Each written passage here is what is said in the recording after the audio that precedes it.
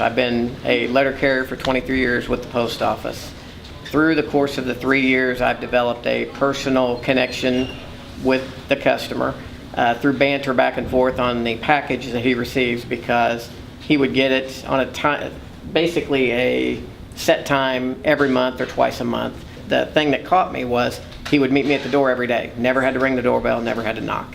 He was like clockwork, and never one time have I left a package on his doorstep.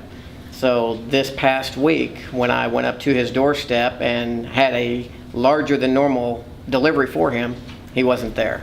And at that point, I was concerned for him, and I went and got Ariane, because she's in my neighborhood also, and I know her. And I went and asked her if they could do a wellness check on an individual, or if I had to contact another branch to do this. And she said absolutely not, that she'd go over there.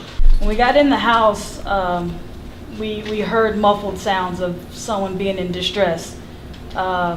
He's more of a recluse, so it was kind of dark and damp in there. It was really hot, and when we heard the sounds, we knew that we had to get to the room of where the noises were coming from so that we could help whoever was in need. And when we did, we found the victim laying down on the floor, unable to move, barely conscious, saying that, he thought he was gone, he thought he was dead, and that he was in and out, so he would talk to us for a few minutes, and then he wouldn't talk to us at all.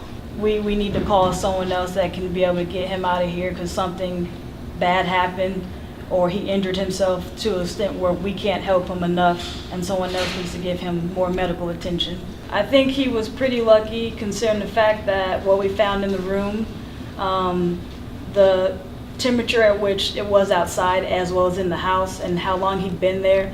Like Glenn said, there were several days of mail, so he'd been there for a while. And without food and water, someone can only go so long.